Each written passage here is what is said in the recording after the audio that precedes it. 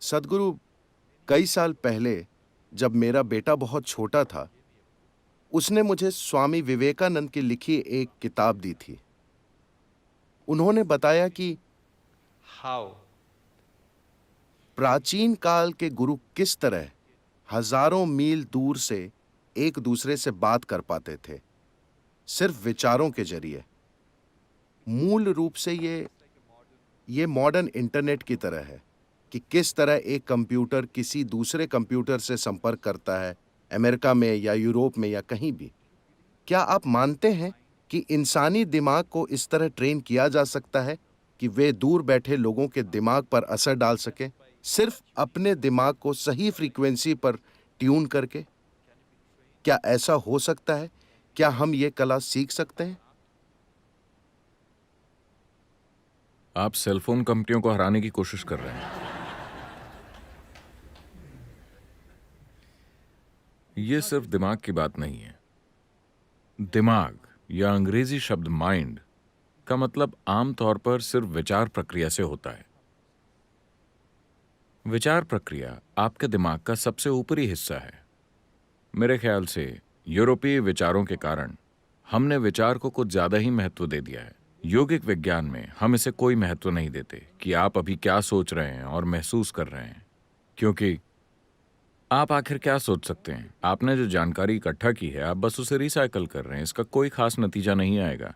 जो भी आपके दिमाग की सतह पर है वो घूमता रहता है, उसका कोई फायदा नहीं है। अभी आप जो सोच रहे हैं वो दिमाग की सतह है। दिमाग के और गहरे आयाम भी हैं। संस्कृत भाषा में दिमाग की अलग अलग अवस्थाओं का वर्णन करने के लिए कई सारे शब्द हैं, लेकिन दिमाग का एक पहलू है। समय की कमी के कारण मैं बाकी चीजों को छोड़ रहा हूं। दिमाग का एक पहलू है जिसे हम चित्त कहते हैं। चित्त दिमाग की सबसे अंदरूनी परत है, जो उस चीज के साथ आपको जोड़ता है जिसे हम चेतना या कॉन्शियसनेस कहते हैं। अगर आपका चित्त जागरूक हो जाए, अगर आप अपने चित्त पर जागरूकता के साथ एक हद तक नियंत्रण पा लें, तो आप अपनी चेतना तक पहुंच सकते हैं। हम जिसे चेतना कह रहे हैं, ये वो आयाम है जो न तो भौतिक है, न इलेक्ट्रिकल है और न इलेक्ट्रोमैग्नेटिक है। ये भौतिक से अभौतिक आयाम का एक बहुत बड़ा परिवर्तन है। एक अभौतिक आयाम ही अस्तित्व का आधार है। अभौतिक की गोद में ही भौतिक घटित होता है। भौतिक एक छोटी सी घटना है। इस ब्रह्मांड में 2% से कम या 1% से भी कम भौतिक है, बाकी अभौतिक है। इस अभौतिक आयाम के नाम के रूप में यौगिक शब्दावली में एक खास ध्वनि का प्रयोग किया जाता है जो उस आयाम से जुड़ी हुई है। आजकल ये सब काफी विकृत हो गया है। We call this Shiva. हम इसे कहते हैं शिव, जिसका अर्थ है वो जो नहीं है। शिव यानी ऊपर बैठे किसी व्यक्ति की बात नहीं कर रहे हैं।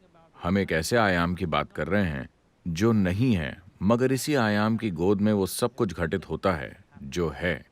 तो अगर आपका चित्त थोड़ा भी सचेतन हो गया, तो न सिर्फ किसी विचार को कहीं और पहुंचाने की आपकी क्षमता, बल्कि और कुछ भी भेजना भी संभव है। भौतिक स्तर पर कुछ भेजना भी संभव है। तो क्या ऐसा हो सकता है? निश्चित तौर पर। क्या हम अभी इन सभी लोगों को ये सिखा सकते हैं? सैद्धांतिक रूप से हाँ, मगर क्या ये उसके लिए जरूरी तैयारी करेंगे?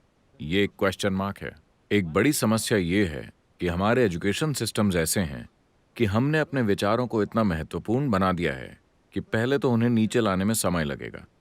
उन्हें ये समझाने में बहुत समय लगेगा कि उनके विचार मूर्खतापूर्ण हैं, क्योंकि हर कोई खुद को स्मार्ट समझता है, मगर ज्यादातर लोगों का सिर्फ फोन ही स्मार्ट होता है। क्योंकि आपकी विचार प्रक्रिया सिर्फ उन सीमित जानकारियों का नतीजा है जिन्हें आपने इकट्ठा किया है। अगर मैंने दुनिया की सारी लाइब्रेरियां पढ़ डाली हैं, तो भी ये बहुत सीमित है पूरी सृष्टि के मुकाबले। इतने वैज्ञानिक विकास के बाद भी हम नहीं जानते कि एक पत्ता वास्तव में कैसे काम करता है। हम एक अणु को भी पूरी तरह नहीं जानते, इतनी सारी वैज्ञानिक खोजों के बावजूद। तो इतना एहसास काफी होना चाहिए हमें विनम्र बनाने के लिए कि हम चीजों का इस्तेमाल करना तो जानते हैं, मगर ये नहीं जानते कि ये है क्या।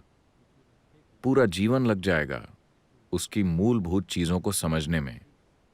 अगर लोग सबसे पहले इन चीजों को समझ लें, जैसे उनके दिल के सनक, आपने तो उसे मूर्खतापूर्ण कह दिया, Okay. If they all अगर वो ये भी समझ लें कि उनकी विचार प्रक्रिया और भावनाओं की स्मार्टनेस भी काफी मूर्खतापूर्ण है, तो ये आसान हो जाता है। फिर लोगों को ट्रेन करना आसान हो जाएगा। ऐसा नहीं है कि अब मैं इस विचार को पैदा करके आपको देना चाहता हूं, ऐसे नहीं। आपके सोचने से पहले चीजें घटित होंगी। आपके लिए जो सबसे अच्छा है वो अपने आप आपके साथ हो जाएगा, इससे पहले कि आप अपने दिमाग में उसे सोचें। आपको कभी सोचना नहीं पड़ेगा कि आप क्या बनना चाहते हैं। जीवन ही खुद को व्यवस्थित कर लेगा। हड्डियों के इस डिब्बे से परे की एक बुद्धि आपके लिए काम करना शुरू कर देगी। आपने सुना होगा कि रामानुजम और बाकी लोगों ने बस देवी के साथ एक खिड़की खोली और वो इतने बड़े मैथमेटिशियन बन गए कि आज भी वो लोग 100 सालों बाद भी लोग उनकी बातों को समझने की कोशिश कर रहे हैं। उन्होंने जो मैथमेटिकल कैलकुलेशंस दी थीं, वो ब्रह्मांड में ब्लैक होल्स के वर्णन का आधार है। जब वो जीवित थे, ब्लैक होल नाम का कोई शब्द नहीं था, कोई उसके बारे में जानता तक नहीं था। ब्लैक होल से हमारा मतलब समय और गुरुत्वाकर्षण के कर्व से होता है, जिससे आधुनिक विज्ञान जूझ रहा है। उन्होंने उसके लिए मैथमेटिकल बैकग्राउंड दिया। जैसे जैसे वो कर्व बढ़ता है, भौतिक अस्तित्व अनस्तित्व बन जाता है। तो योग का अर्थ भी यही है। आप इस कर्व को इस तरह घटाते हैं कि जो बड़े पैमाने पर भौतिक होता है वो अभौतिक बन जाता है। अभौतिक होने के बाद समय और स्थान कोई महत्व नहीं रखते। जब समय और स्थान की समस्या न हो तो कम्युनिकेशन सहज ही हो जाता है।